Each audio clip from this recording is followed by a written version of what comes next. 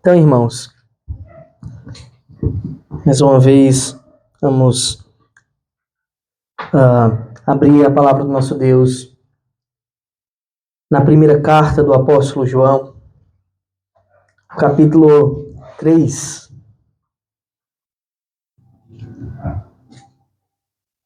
Esta ocasião, vamos fazer a leitura que está no texto, vai do versículo 11 até o versículo 24.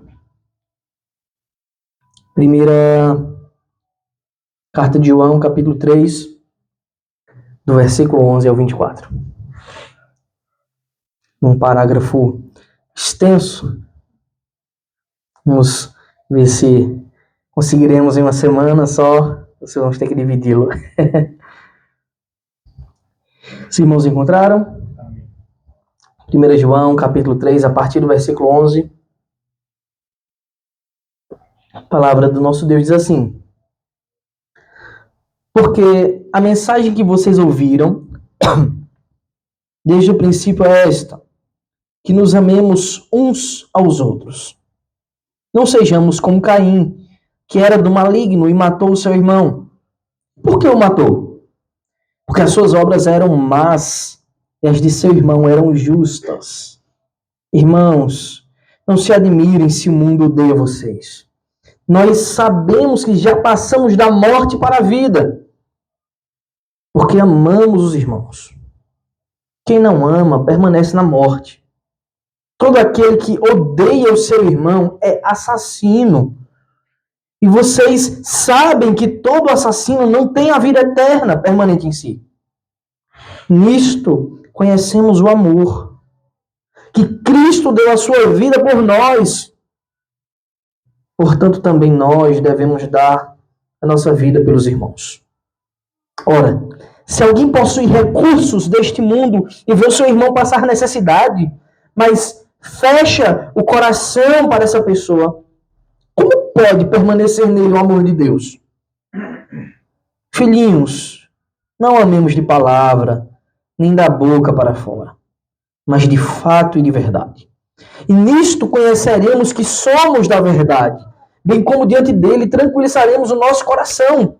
Pois se o nosso coração nos acusar, Deus é maior do que o nosso coração e conhece todas as coisas. Amados, se o coração não nos acusar, temos confiança diante de Deus. E aquilo que pedimos dele, recebemos, porque guardamos os seus mandamentos e fazemos diante dele o que lhe é agradável. E o seu mandamento é este, que creiamos no nome de seu Filho, Jesus Cristo, e nos amemos uns aos outros, segundo o mandamento que nos ordenou.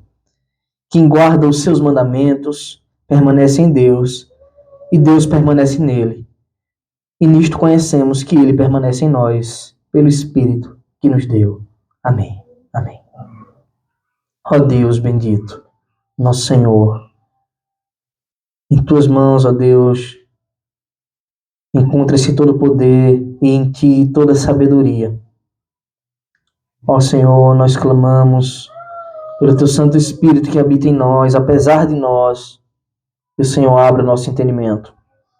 Nos faça compreender as riquezas da tua palavra, não só para que possamos ensinar e entender, mas para que possamos viver, testemunhar como verdadeiros filhos teus, imitadores de Cristo. Em nome do teu Filho amado é que eu oro e te peço, confiando tão somente em ti, suporte todas as coisas, ó Senhor. É por Cristo que nós oramos. Amém.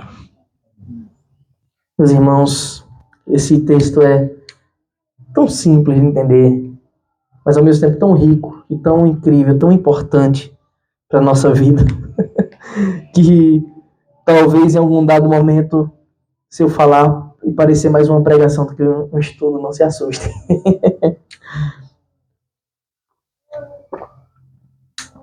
Até aqui, o nosso querido apóstolo João já tinha trazido verdades muito importantes para o seu povo, daqueles a quem ele estava escrevendo.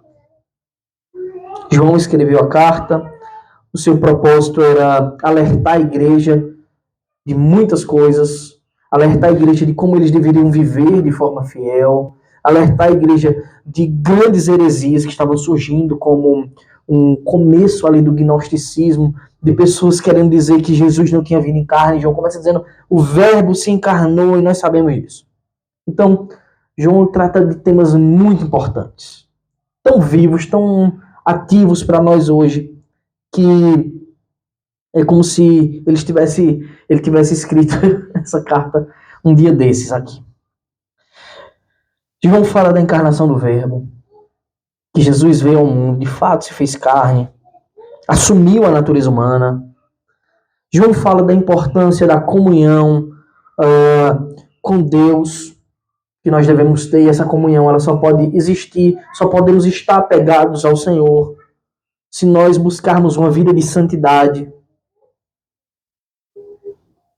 João disse que Deus, em Cristo, nos deu um mandamento novo, que na verdade era um mandamento antigo, mas que assume uma característica nova. Esse mandamento é amar ao próximo como a si mesmo. Mas a característica nova é ame assim como eu vos amei, Jesus dizendo. Amar aos irmãos como o próprio Cristo os amou. Então ele sintetiza em dois grandes princípios, até aqui que nós já vimos. Nós devemos amar e nós devemos viver uma vida de justiça. Essas são as marcas, essa é a aparência, foi dito na semana passada, do verdadeiro Filho de Deus. O Filho de Deus, ele ama e ele procede de maneira justa. Isso só pode acontecer, obviamente, se tomarmos a palavra de Deus como a base do que é a justiça. Se tomarmos o próprio Senhor como a verdade correta do que é o amor. João já, até esse momento da carta que nós estamos analisando, ele já tinha feito um alerta contra a apostasia, um alerta contra os anticristos, e ele já tinha anunciado que um dia o nosso advogado fiel, que se encontra junto ao Pai, intercedendo por nós, que um dia ele vai voltar. A sua segunda manifestação. E nela nós o veremos como ele é. Nós seremos aperfeiçoados mais ainda agora, atingindo o grau máximo de nossa perfeição. Quando formos totalmente puros junto dele. Então até aqui João falou de muita coisa importante. E como eu disse aos irmãos, uma das formas mais interessantes de a gente estudar essa carta é analisando os parágrafos dela. E vira e mexe, João vai retornar algum assunto que ele já tinha iniciado e vai dar características novas. Ele costuma fazer isso. Quem já leu Apocalipse sabe que João ele fala a mesma coisa 7 vezes em Apocalipse, o que deixa muita gente totalmente maluco quando vai interpretar Apocalipse, achando que são coisas novas, mas na verdade são coisas que ele já disse com novas características, e ele vai se aprofundando mais nessas coisas. Ele parece fazer uma coisa um pouco parecida aqui.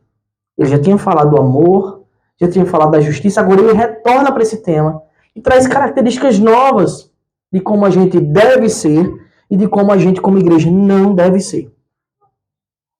E o exemplo que ele traz, meus irmãos, é tão importante, que todos nós devemos ter isso vivo. Então não achei estranho, porque eu já dei esse exemplo aqui antes. Vou retornar esse exemplo, vou abrir alguns textos com os irmãos para vermos esse exemplo novamente, porque ele é muito importante e nós devemos ter isso muito vivo em nossa mente. Para que sempre que alguém perguntar, a gente mostre essas verdades tão importantes na Escritura. Versículo 11, João começa dizendo assim, quer dizer, ele dá sequência à sua carta dizendo assim, versículo 11, porque a mensagem que vocês ouviram desde o princípio é esta, que nos amemos uns aos outros. Alguém pode perguntar, que mensagem, que princípio, quem proclamou essa mensagem? E nós sabemos que ele está falando aqui de Cristo, do nosso Senhor Jesus Cristo. A mensagem que eles ouviram é esta. Existe um mandamento. E se é mandamento, não pode ser sentimento.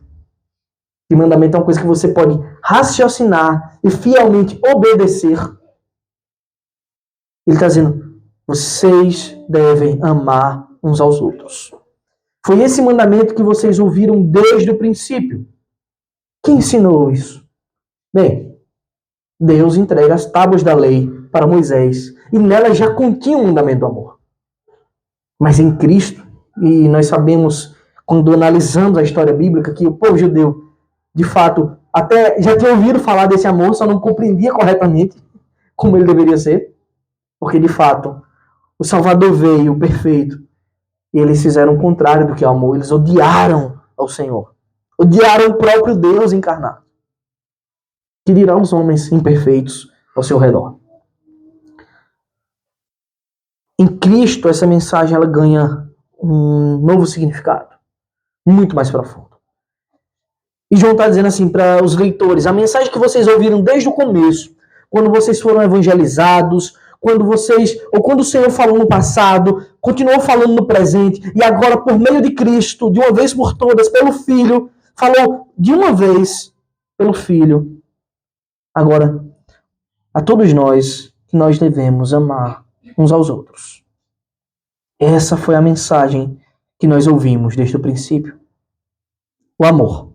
Que amor é esse? Baseado em quê? O amor sacrificial. O amor que é maior do que todos os amores. Como está escrito, né, que não há um amor maior que esse, que dá a sua vida pelos seus amigos. O Senhor Jesus faz isso. Nos ama incondicionalmente.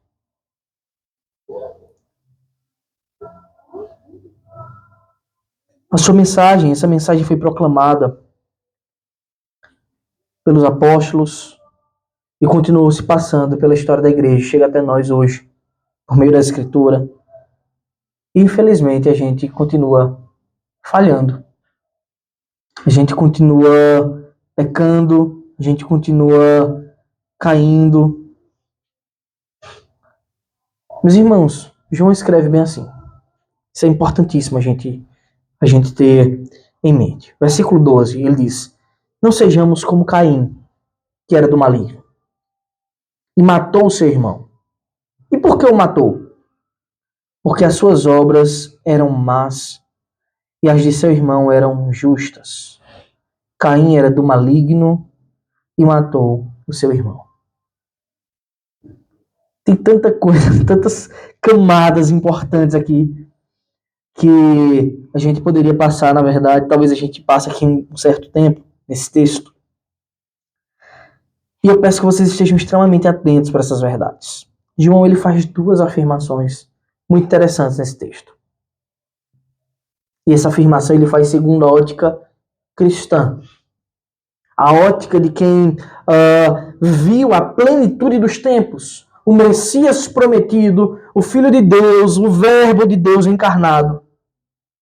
E agora, depois de conhecer o Antigo Testamento, de ver a Cristo, de ser chamado, de andar com o Mestre, depois, já em sua velhice, agora ele escreve isso como alguém que viu a promessa de Deus ser cumprida.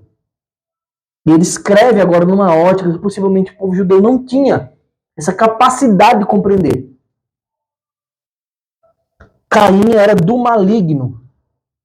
Interessante essa fala de João. Ele matou seu irmão porque as suas obras eram más e as do seu irmão justas. Você começa a pensar. As obras deles eram más e a de Abel eram justas. A justiça ela existe mediante a lei. Mas espera aí, a lei foi dada séculos depois. A lei foi entregue muito tempo depois a Moisés. Como nós vamos interpretar isso? Sabemos que existe a norma da lei gravada no coração do homem. Mas o texto bíblico, ainda no Gênesis, nos dá indícios de como o Senhor gostaria de ser adorado. Sabemos que João está aqui exortando a igreja para que eles amem verdadeiramente uns aos outros. E ele faz isso trazendo uma figura que é muito conhecida. Muitas pessoas que não conhecem a palavra de Deus, que não têm profundidade nos textos bíblicos, já ouviram de Caim. Já ouviram de Abel. Não é à toa que em Hebreus está escrito que o sangue dele clama até hoje. Até hoje está vivo o testemunho de Abel. Mesmo que as pessoas não tenham o conhecimento profundo dessas verdades. O objetivo de João citar essa passagem, esse fato histórico, é nos ensinar que nós devemos ter uma postura oposta à de Caim. E talvez o leitor despercebido fale, é óbvio, eu não quero ser um assassino. Eu não sou um assassino, eu não quero matar ninguém. Mas o que João vai trazer como princípio vai trazer um peso que o povo judeu no passado não entendia. E só entendia depois que Cristo, no Sermão do Monte, interpretou a lei corretamente. Aquele que odeia o seu irmão é assassino. Diante de Deus, tão assassino quanto Caim, que matou Abel. Portanto, para que a gente tenha uma melhor compreensão do que acontece, nós devemos ver o que é que está escrito. Eu convido você a abrir a sua Bíblia, no capítulo 4 de Gênesis, primeiro livro da Escritura, começo da humanidade, onde é narrada a história de Caim e Abel. Mário, esse pedacinho aí de que você está vendo aí, envolve muitas coisas. No quesito eleição, no quesito de eleição mesmo, no personal, tem a ver Caim ter pecado, errado, e Abel ter sido aceito como justo, tem a ver com a eleição? A eleição, ela perpassa o decreto de toda a história da humanidade, de toda a história de tudo. Então, sempre tem a ver. Mas não é esse o foco de João aqui, né? O foco de João é uma coisa prática mesmo, né? Da nossa vida, tá? Como nós devemos viver. Mas sempre, absolutamente tudo na Bíblia tem a ver com eleição. Né? Tudo faz parte do decreto eterno e imutável de Deus. Bem? Gênesis capítulo 4, do versículo 1 até o versículo 10. Diz assim. Os irmãos encontraram? Adão teve relações com Eva, a sua mulher. Ela ficou grávida e deu à luz Caim. Então ela disse, adquiri um varão com o auxílio do Senhor. Depois deu à luz Abel, irmão de Caim. Abel foi pastor de ovelhas e Caim foi agricultor. Então a gente aí tem nos primórdios da humanidade essas duas profissões já firmadas, profissões essas que existem até hoje. Aconteceu que ao fim de um certo tempo, Caim trouxe do fruto da terra uma oferta ao Senhor. Abel, por sua vez, trouxe das primícias do seu rebanho e da gordura deste. O Senhor se agradou de Abel e de sua oferta, mas de Caim e de sua oferta não se agradou. Vou fazer o primeiro comentário. Temos aí, cada um trouxe daquilo que trabalhava.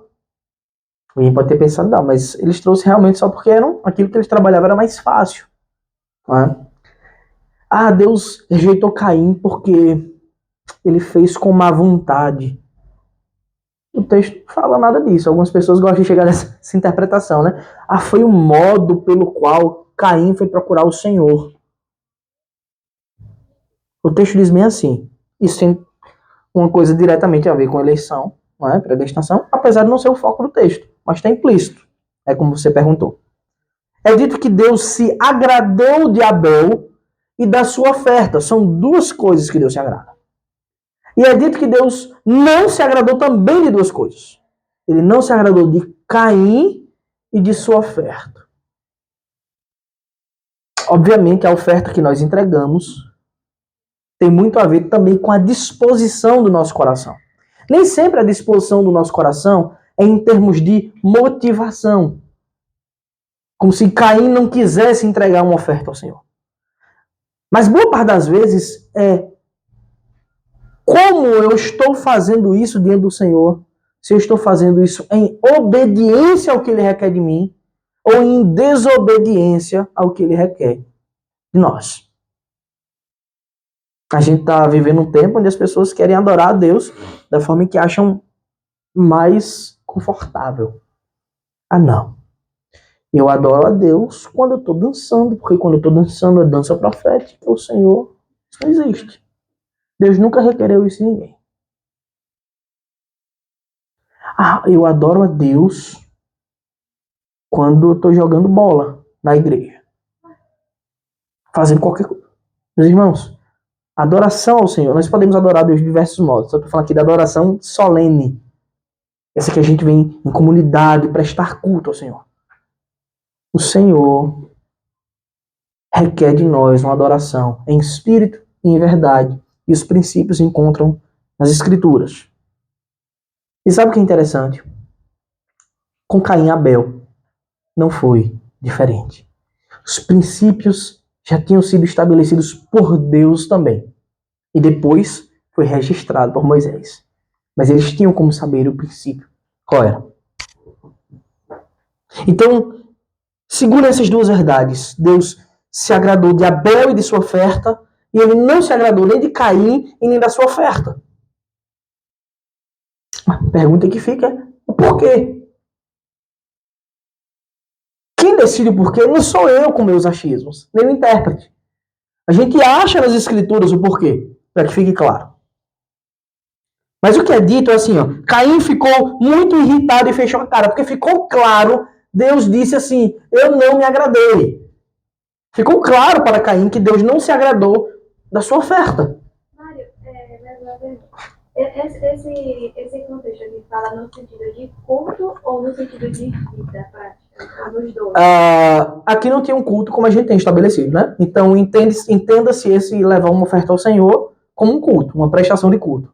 Nos moldes de que se tinha até então de revelação. Eu já ouvi, não sei se foi e tipo assim, já eles aprenderam com os pais deles. Isso, eu vou chegar lá, Eu vou chegar lá, isso.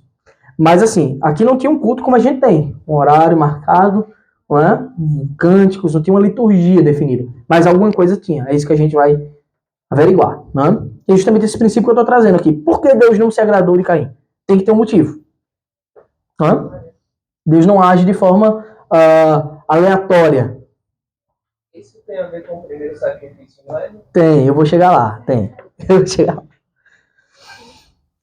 Versículo, sim. No final do versículo 5, a parte B está escrito: Caim ficou muito irritado e fechou a cara. Né?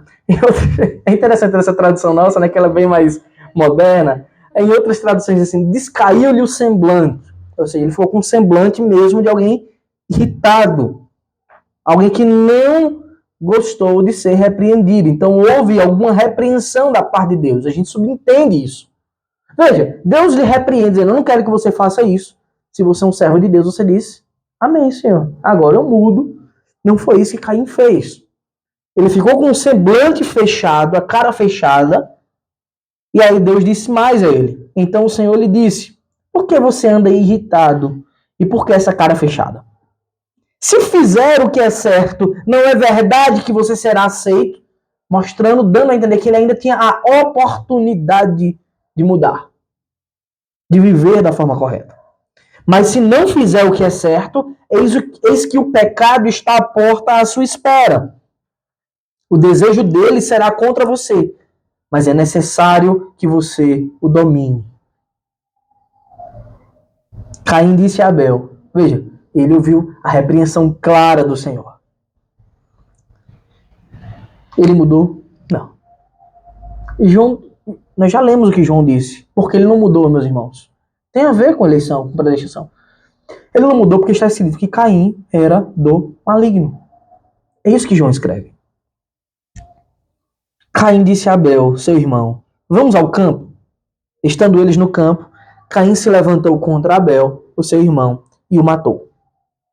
O Senhor disse a Caim, onde está Abel, o seu irmão? Mais uma vez, não porque Deus não sabia, tá, irmãos? A narrativa está aqui para que a gente entenda o que aconteceu e como o Senhor fez aquela tratativa com ele. Ele é muito parecido com o que Deus faz no Éden com Adão e Eva, né? Vocês pecaram? Onde é que vocês estão? Ele respondeu, não sei, Por acaso sou o guardador do meu irmão? Observe como o diálogo dele é muito parecido. A gente vai analisar o diálogo de Adão e Eva no Éden. É muito parecido. Irritadiço, contrário à santidade e à bondade de Deus. E o Senhor disse: o que você fez? A voz do seu irmão, do sangue do seu irmão, clama da terra a mim. Detalhe. Se você interpretar alegoricamente, espiritualizando coisas que não se podem espiritualizar, você vai imaginar que o sangue, de alguma forma, está fazendo isso. O texto está dizendo que a ação dele requer a maldade de Caim por ter feito o que fez com seu irmão, que era santo, requer punição e justiça divina. É isso que Deus está dizendo. Está dizendo que o sangue literalmente está clamando da terra. João disse assim: as obras de Caim eram más e as do seu irmão eram justas. Nós sabemos que Deus se agrada da justiça e do amor. Consequentemente, se as de Caim eram injustas, serão más, Deus não pode se agradar de Caim.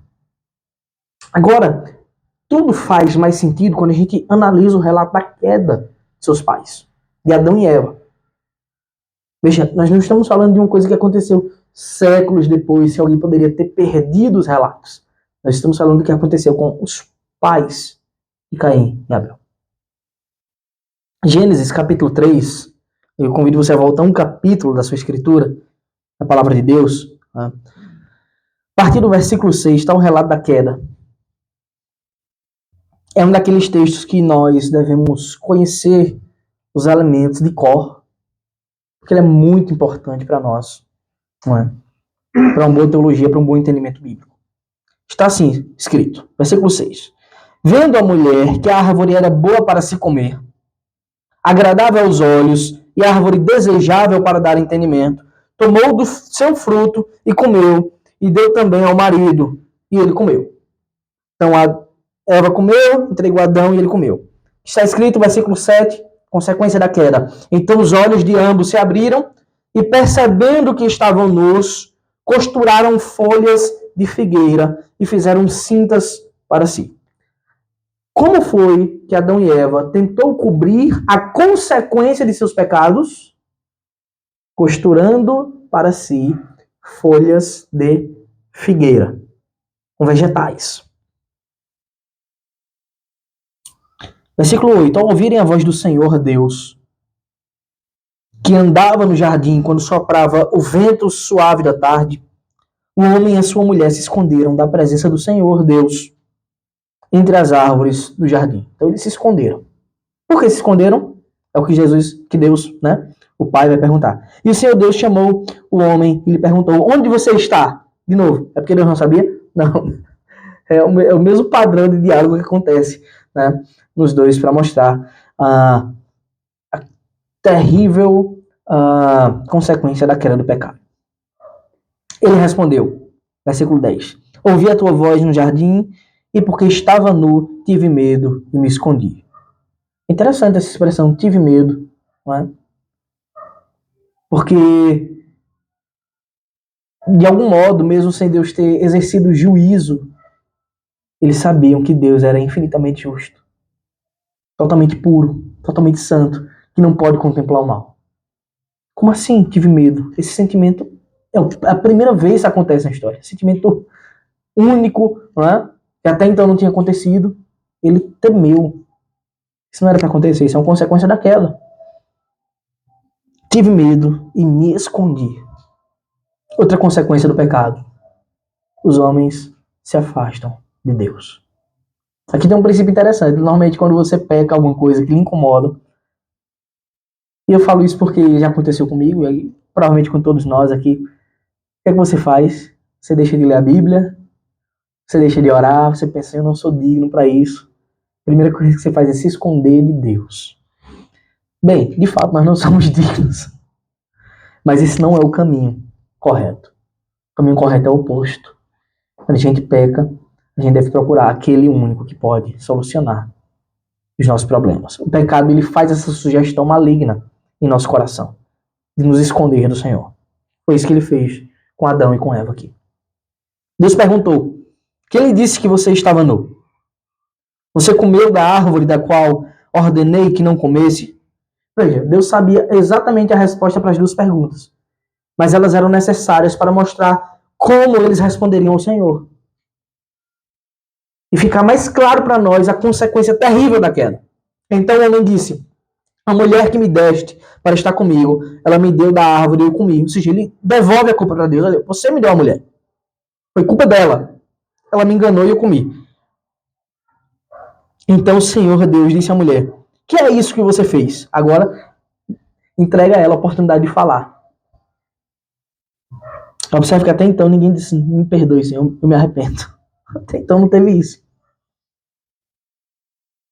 Então o Senhor Deus disse à mulher: que é isso que você fez? A mulher respondeu: a serpente me enganou e eu comi. Tá? O diabo, né, personificado, Satanás personificado, o maligno, do qual João vai dizer que Caim era do maligno, tá? Do diabo. Enganou, né? Promoveu o pecado e eles comeram. Então o Senhor disse à serpente: por causa do que você fez, você é maldita entre todos os animais domésticos e entre todos os animais selvagens.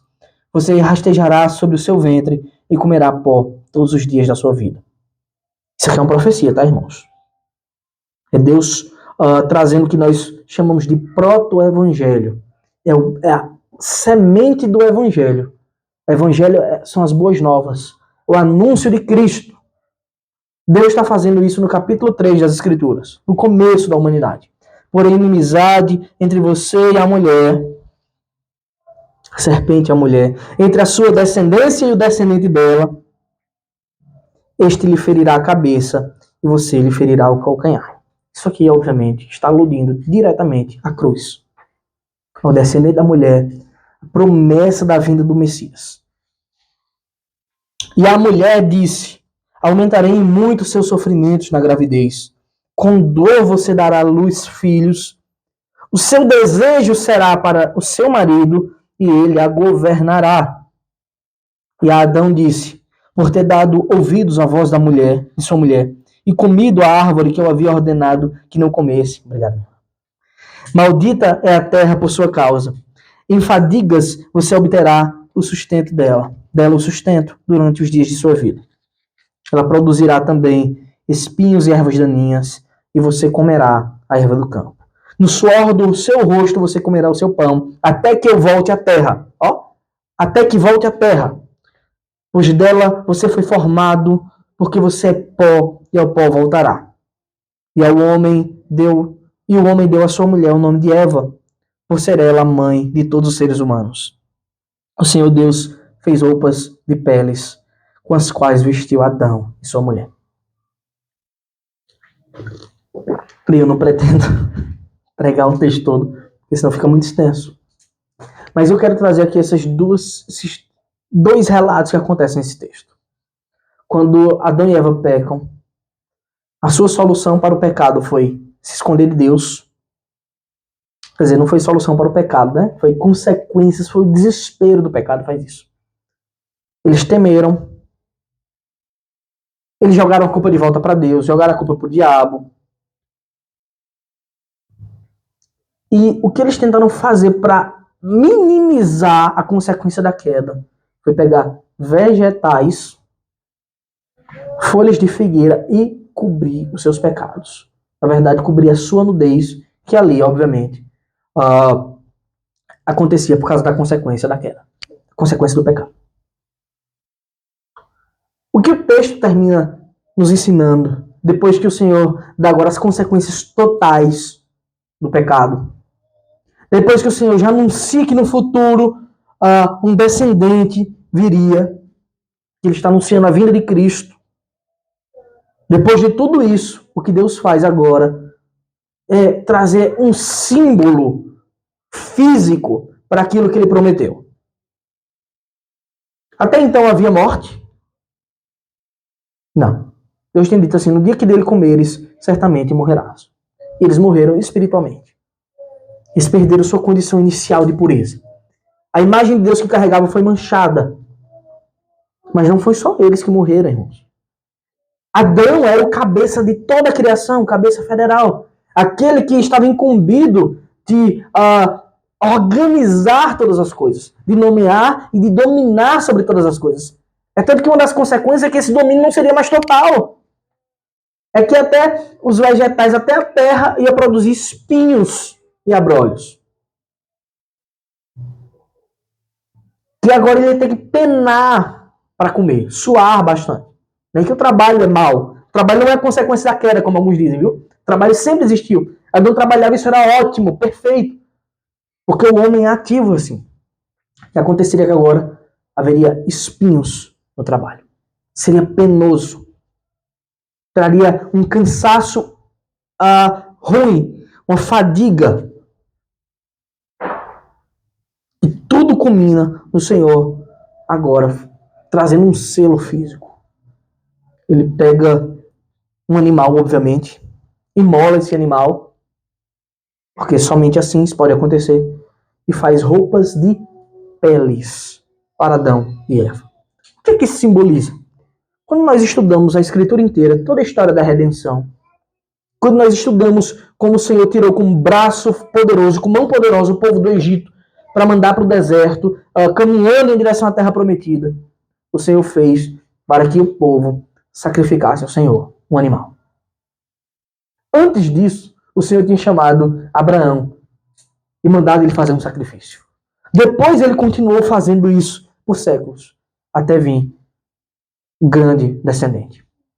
Até vir, de fato, o filho de Davi, a raiz de Judá, para ser o cordeiro perfeito. O que desde o Éden estava acontecendo era o Senhor dizendo assim: para cobrir os pecados é necessário que sangue inocente seja derramado. A justiça de Deus. Você lembra que Adão temeu quando ele soube que Deus estava vindo? Por quê? Porque a justiça de Deus requer. Deus não pode simplesmente fechar os seus olhos para o pecado. Porque senão ele está negando a sua própria justiça. Se Deus fecha os seus olhos, ele não está sendo justo. Nosso Deus, nós sabemos que é totalmente justo. Deus não pode ser contrário a si mesmo. E agora, como solucionar esse enigma? Se Deus é totalmente justo e ele não pode negar a si mesmo a sua justiça, como salvar alguém que pecou contra o Senhor? Aí ele diz: sangue inocente derramado. Mas sangue inocente de quem? Que sangue para que Deus não seja injusto? O seu próprio filho. O dele mesmo. Que primeiro ele tipificou ali aquele animal em Gênesis. Continuou fazendo isso na história da redenção. Um templo sacrificando diariamente. Vários sacrifícios homens traziam ao Senhor. Até a vinda de Cristo. O Senhor fez roupas de pele com as quais vestiu Adão e sua mulher. Bem, quando João diz assim: não sejam igual a Caim, porque as suas obras são más, o que é que João está querendo dizer com isso? O que é que João está querendo dizer? As obras de Caim eram más porque ele tinha sim um padrão que ele podia verificar sobre qual era o certo e qual era o errado. O que agradaria quando ele chegasse diante de Deus e o que desagradaria. Quando Deus vê Adão e Eva vestidos de folhas de figueira, aquilo agradou ou desagradou ao Senhor? A leitura do texto é óbvia. O texto diz: Deus se desagradou do que Adão e Eva fez. O texto diz assim: o que vocês fizeram? Vocês comeram da árvore que eu disse para não comer. É óbvio que o tom aqui é de desagrado.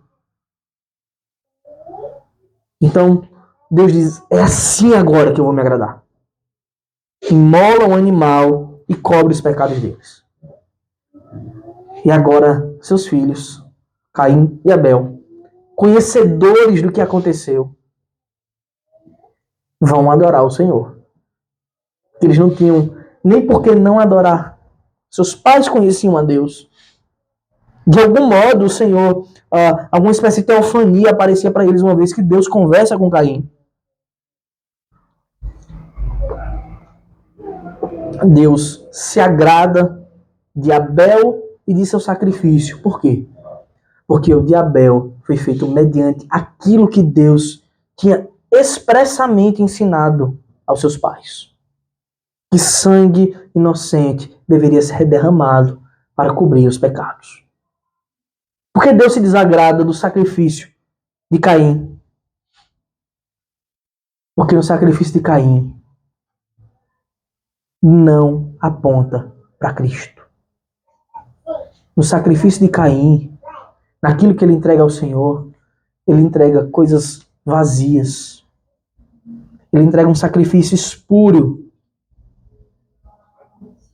Qual é o versículo, mano? Oi? Qual é o versículo que fala do sangue? Fala do sangue que ensinou Adão e Eva. Que fala do sangue. Esse texto todo, esse padrão todo de Deus rejeitando a forma como eles se cobriram e fazendo roupas de peles. Né? Para ter roupa de pele é necessário que um animal seja sacrificado. É necessário que um animal inocente morresse para cobrir a nudez dos pecadores. Mais na frente, as escrituras, né, vão reforçar essa ideia e vão aprofundar. Vão dizer o quê? Sem derramamento de sangue, né, não há remissão de pecados. Mas na frente a escritura vai deixar bem claro isso. Então, por que João diz que as obras de Caim eram más e as do seu irmão justas? É porque eles tinham sim um padrão do que é certo e errado para obedecer. Ainda que eles não soubessem que esse padrão apontava para Cristo, o Filho de Deus, o Verbo encarnado, ainda assim era a forma como o Senhor tinha revelado que, de algum modo, a descendência viria esmagar a cabeça da serpente. É por isso que João escreve que Caim era do maligno, porque está muito claro que ele não só não obedeceu aos padrões que Deus ensinou, como seus padrões foram os padrões dos seus pais logo após a queda. E a queda foi perpetuada por Satanás, pelo diabo. Como está escrito lá, ele foi homicida desde o princípio. O diabo foi homicida desde o princípio porque ele semeou o pecado no mundo. E o pecado trouxe morte. E o que Caim faz? Qual é a grande obra pela qual Caim é reconhecido? Ele é reconhecido por ser um homicida. Igual seu pai, o diabo. Abel foi justificado, meus irmãos, não foi pelas obras. O texto diz que Deus se agradou do sacrifício de Abel, e de Abel ele foi justificado porque ele creu no Senhor e obedeceu. Porque ele aprendeu do Senhor o sacrifício que apontava para o Cordeiro Pascal verdadeiro, para Cristo, nosso libertador, nosso Salvador. Agora, voltando para o texto de João, eu quero que você observe a conclusão que João chega e também um alerta que ele faz à igreja. Esse tema, né, Caim e Abel, era conhecido dessas pessoas. Eles tinham que entender que aquilo era sobre Cristo desde o começo. E João está ensinando o amor entre os irmãos da igreja, porque em Cristo nós somos feitos uma família. Como pode nós sermos feitos uma família, andarmos nos padrões de Caim? Quem anda nos padrões de Caim não são de Deus, são do diabo. E João está falando isso já há um certo tempo. Desde quando ele falou de apostasia, ele está falando, né, que tem falsos no meio de nós. Ele diz, eles saíram do nosso meio, mas não eram dos nossos. Ele está fazendo o tempo todo menção a coisas que a gente vê quem são ou não os filhos de Deus. Quem não ama não é filho de Deus. Quem não é justo não é filho de Deus. Ele está falando isso, tem semanas que a gente vem vendo João nessa linha. E agora no versículo 13 ele chega a essa conclusão e ele alerta a igreja quanto a isso. Irmãos, não se admirem se o mundo odeia vocês. Interessante. Porque parece que ele está fazendo um salto para outro conteúdo, mas não está. Ainda é o mesmo conteúdo. Não se espantem se o mundo os odiar. Porque ele já tinha dito que quem não ama e quem não pratica a justiça, ou seja, quem não é de Deus, é do maligno. Só tem essas duas possibilidades. E o que nós vamos esperar de pessoas assim? Que são do maligno, como Caim era do maligno? A gente vai esperar que elas nos amem verdadeiramente? A ética mundana ela é contrária à vontade de Deus. Portanto, assim como Caim odiou Abel por servir a Deus da forma correta, o mundo vai nos odiar se nós servirmos a Deus da forma correta também. O mundo vai odiar os cristãos que vivem em santidade. De duas uma, ou eles serão impactados pela mensagem da cruz e se entregam também, se arrependem, verdadeiramente é isso que nós esperamos, ou eles vão odiar os cristãos em diferentes níveis. Em diferentes níveis. Seja no nível do afastamento, eu não quero ser seu amigo, seja no nível das piadinhas, ou em alguns lugares extremos, como tem acontecido no Oriente Médio, principalmente. Não é aconteceu, não tem acontecido. Essa semana, esses dias, pessoas têm sido mortas. Esses dias, uns evangelistas foram esfaqueados. Esqueci agora o país no Oriente Médio. Essa semana. Porque uma pessoa se converteu do islamismo para o cristianismo. Uma mulher se converteu. Ela foi espancada pelos familiares e depois eles foram atrás dos evangelistas e esfaquearam. Graças a Deus eles escaparam. Gente, isso foi esta semana. Então não se espantem se o mundo odiar os cristãos que vivem em santidade. É isso que João está dizendo. Não é à toa, quando eles Caim era do maligno. Nós não podemos ser como Caim, que era do maligno. A continuação desse texto, versículos 14 e 15, né? A gente vai ver na próxima semana, mas eu vou ler só os versículos para os irmãos terem a noção de como João vai continuar tratando. Ele diz assim: nós sabemos que já passamos da morte para a vida, porque amamos os irmãos.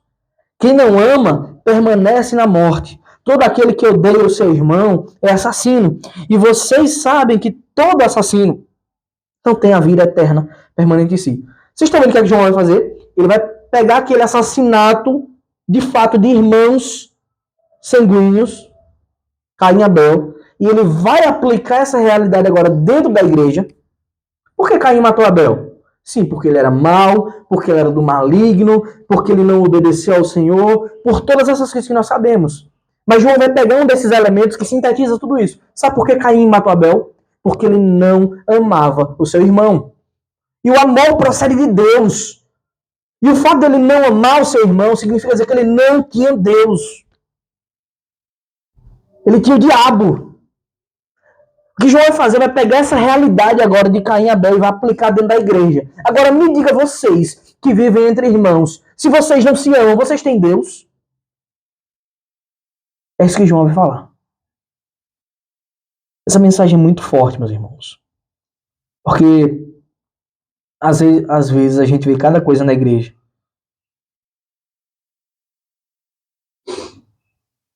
E parece que a pessoa nunca ouviu falar de Cristo.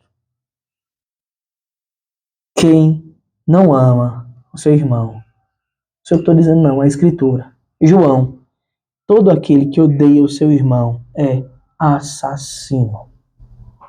Nós vamos entender porque João disse. Sabe por que João disse isso? Porque Jesus disse isso. Jesus, ele pega a lei, diz assim, não matarás. E no Sermão da Montanha ele interpreta a lei corretamente.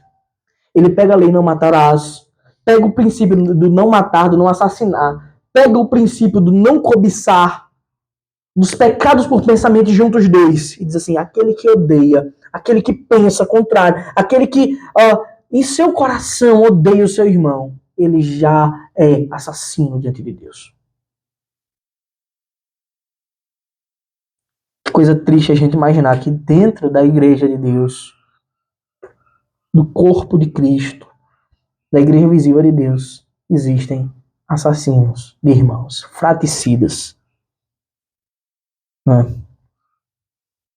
Mas nós vamos mergulhar nessa passagem, mas eu quero que vocês já fiquem pensando nisso na semana que vem, se Deus quiser. Por isso que era tão importante a gente fazer essa... Eu sei que eu já disse antes, né? Eu falei mais de uma vez antes essas analogias que existem ali no Éden, Caim e Abel, sobre o princípio deles terem com seus próprios pais o começo, o primeiro sacrifício que acontece, Deus fazendo isso. O próprio Deus didaticamente ensinou a eles que era necessário o inocente morrer para cobrir a consequência dos pecados. Eles ainda não sabiam que esse inocente era aquele descendente. Mesmo hoje nós vemos, pela revelação plena, completa, pela habitação do Espírito, nós sabemos a verdade. Ele ter o calcanhar ferido era a cruz. A cabeça da serpente sendo esmagada era o triunfo de Cristo na cruz, mas em seu sofrimento. Imagina, eles não tinham essa percepção. Os anos se avançam quando Deus manda Abraão sacrificar no deserto. E manda ele sacrificar Isaac. Depois diz, não faça, não toque em Isaac, porque só eu vou sacrificar meu filho. Eles ainda não entendiam isso. Mas na frente os anos avançam quando ele levanta Moisés para libertar o povo do Egito, para sacrificar no deserto. Iniciar todo o sistema levítico. Eles ainda não compreendiam que essa era a missão do Messias, mas o tempo todo o Senhor estava ensinando. Quando Isaías fala lá no capítulo 53, ele levou sobre si as nossas enfermidades, as nossas dores, tomou sobre si. 500 anos antes de Cristo, profetizando a cruz. Eles ainda não entenderam, até que finalmente o Messias veio. E quando veio, muitos o rejeitaram. Muitos deles mesmos que diziam ao Senhor, disseram, sabe o quê? Nós queremos Barrabás livre. Crucifique esse Jesus. Ele não é o nosso Salvador. Ele não é o Rei dos Judeus. Mas, graças a Deus, o Senhor nos fez ver a verdade, enxergar. E aí sim, quando a gente olha de forma retrospectiva para a história, a gente compreende que Cristo esteve em todos os atos, sendo tipificado, inclusive ali no Éden. Amém, meus irmãos. Que a gente viva um verdadeiro amor, não como Caim. Amém? Vamos nos colocar de pé e orar ao Senhor.